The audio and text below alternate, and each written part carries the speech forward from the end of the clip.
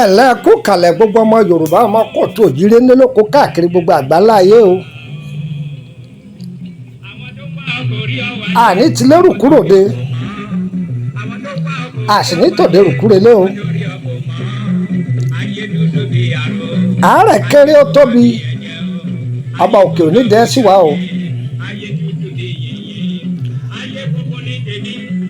àrùn ní fi mí hàn kí n fi ọ́ lẹ̀ lórúkọ tárùn jẹ́. àrùn nípa mímọ́ kí n pa ọ́ dànù. ikọ̀ méjì tárùn jẹ́rè o. tọ́ ọ bá pa àrùn mọ́ra yóò sì pa ọ́ dànù. ṣùgbọ́n tọ́ ọ bá fi àṣírí àrùn tó túnà àṣírí rẹ̀ síta pé ẹ gbà mí o nǹkan báyìí ń ṣe mí o. bóníwájú ọ̀bájúwe ohun tó lò fún ọ ẹlẹ́yìn ojúwe ohun tó lò fún ọ. ìfura lògùn àgbà bẹ́ẹ̀ ni o.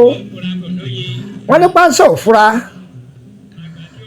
pánsá já àjà òfura àjà jì gbólé ọ̀bá fura olè ní oko.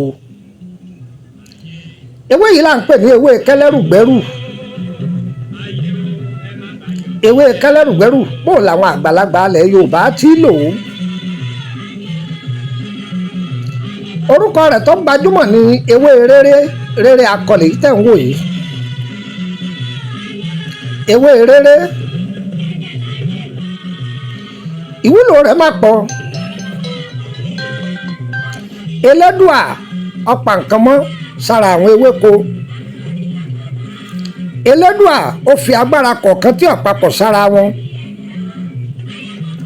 ẹni tó mọ̀ yìí ọmọ yìí lórúkọ tí mọ̀ ọ́ jẹ́ o. ọyẹ wá nǹkan fìdílé tàbí kẹ fìdílé nǹkan ẹjẹ àjọ kọ́ra wa lẹ́kọ̀ọ́. ṣáárí ewé kẹlẹ́rùgbẹ́rù tá à ń pè ní ewé rere yìí ẹ bá mi ja ẹtú tìdítìdí ẹtú takọ ẹtú tábó gbàgbára yín bá ṣe mọ níwọ̀nba ẹ ti tú. ẹ bá mi wá ewé ẹ̀yìn olóbe kọ́pọ̀ ẹ kó lé ọyẹ ẹ sí. ṣé ẹ mọ̀ páwọn èèyàn kan bẹ tọ́jọ́ pé yọkàn ṣàdédé máa sanra ẹ̀ nídìí tí ọ máa ṣe rọ́ńtọ́rọ́ńtọ́ ẹni kọ́ máa mú. tẹ́ ẹ bá rí ọmọ màjèsí ọmọ kékeré tọ́jọ́ pé tọ́ bá rù díẹ̀ yọ sanra díẹ̀ tó bá rù díẹ̀ yọ sanra díẹ̀ ẹni kọ́ máa mú. ẹ máa ewu ọmọdé àgbàlagbà tẹ̀kẹ́ máa wú jẹ́gèdè tẹ́sẹ̀ rẹ̀ máa wú jẹ́gèdè láì nídìí ẹni kọ́ máa mú. ọlọ́run olóò ní sábàbí fún kò sẹ́ni tí ó lè lò ó. ìfura lògùn àgbà ó. ẹ sọ pé ó dení.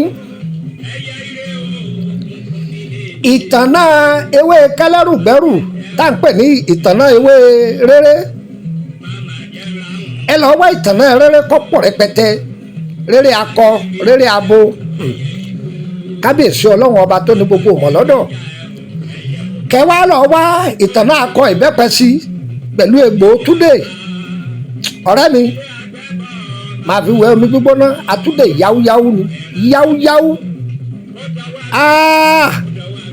Tested and confirmed ni mo fún yín ẹ máa lò ó. ọ̀gbọ́n mi ò ṣe wí ìtànà akọ rere yìí pẹ̀lú ìtànà abo rere ìtànà akọ ìbẹ́pẹ ọ̀gbọ́n pẹ̀lú egbò túdè ẹ̀gún papọ̀ ẹ máa fi wẹ̀ pẹ̀lú omi gbóná ọ̀dà pọ̀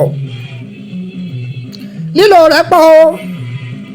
ẹja ju ọ̀nà méjì múlẹ̀ fún wa lónìí torí ọjọ́ mi ọjọ́ iwájú. ǹjẹ́ gbọ́ báyìí rere ewé kẹlẹ́rùgbẹ́rù ẹni ọ̀dẹ̀rù kàkálẹ̀ òun ni kò gbé. òru ni wọ́n dì í kí wọ́n gbé ọ̀sán ni wọ́n dì í kí wọ́n gbé alẹ́ ni wọ́n dì í kí wọ́n gbé kẹlẹ́rùgbẹ́rù àṣírí rẹ̀ pọ̀ o. iṣẹ́ rẹ̀ kan ń gbé mi nínú fùfùfùfùfù ń gbé mi nínú fùfùfùfù ìṣẹ́gun ńlá ni ìṣẹ́gun mátàgbàmọ́lẹ̀ ni. ọdọjọ́ mi ọjọ́ rẹ̀ á máa sọ ọ́. èmi ọmọ yín náà ní lukumọ́nà máa ẹ̀ dáre bàbá ọgbọ́n ọmọ ọ̀dọ̀ àgbà ẹ ṣiṣẹ́ yìí ọ̀dọ̀ sọrí wọ́n tó a máa tajà tó ìpẹ́ tó a bá dé ṣọ́ọ̀bù ọkàn gbẹnu lọ́wọ́ ṣiṣẹ́ yìí wọ́n bá dé ṣọ́ọ̀bù kó fi wọ́n lẹ̀ ṣọ́ọ̀bù rẹ ó rí tiẹ̀ sí lágbára ọlọ́run ó rí tiẹ̀ sí ẹ lọ́ọ́ dán wò ẹ bá bẹ́ẹ̀. ayàmú nọ́mbà yẹn mọ́ ọ̀dọ̀ +2348032983298 ọ̀gbọ́n dáadáa +234803298 hot number mi nìyẹn tó o bá pè tí ọ̀lọ́mi ò sí lórílẹ̀‐èdè nàìjíríà ni o lè bá mi chaati lórí whatsapp number lórí whatsapp bá mi chaati mbẹ ìwọ àwọn ọlọ́fẹ́ bá mi chaati mbẹ bóyá o fẹ́ tọ́jú ara rẹ lánàá ewé àtegbò àbọ̀ fẹ́ béèrè nípa ìrìn àjò rẹ ọ̀tán àbí wọ́n tó fẹ́ jọ ìrìn whatsapp group bóyá private group àbí public group o lè bá mi sọ̀rọ̀ lórí whatsapp group ṣùgbọ́n ó ní má jẹ̀mú o ìwọ tó bá wà ní public group ọ̀ láǹfààní béèrè kankan o ṣùgbọ́n ìwọ tó bá wà ní public ò lè béèrè ṣùgbọ́n ní tó bá wà ní private ọ̀ láǹfààní àti béèrè ǹjẹ́ gbọ́ báyìí ó san owó wọlé ó sì máa san owó lóṣooṣù iṣẹ́ tá a bá ti ta ní kókó ẹ má mẹ́nu débẹ̀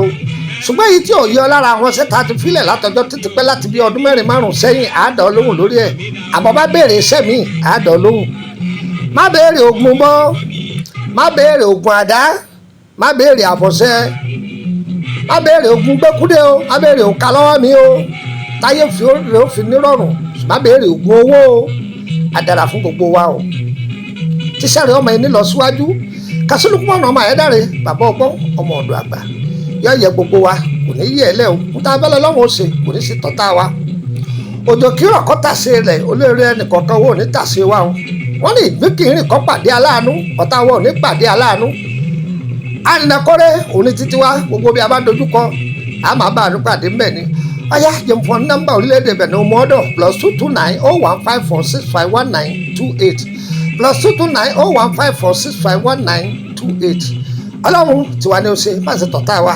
gbogbo ohun tá a fẹ́ kélédùà ṣe fún wa èyí tá a fẹ́ kélédùà bá a lè wọ̀gbẹ́ ọyẹ ẹ máa pín ìwọ tó bá dé mọ́lẹ̀ tó pé kò ní ṣiṣẹ́ fún ọ ẹ pín kọ́ kárí gbogbo èèyàn àǹfààní ńlá lélẹ́yìí o Lukman ọmọ ẹ̀dá ló tún gbọrẹ fún yín o yóò dọ́gba fún gbogbo wa o ire o ire o ire o ire o.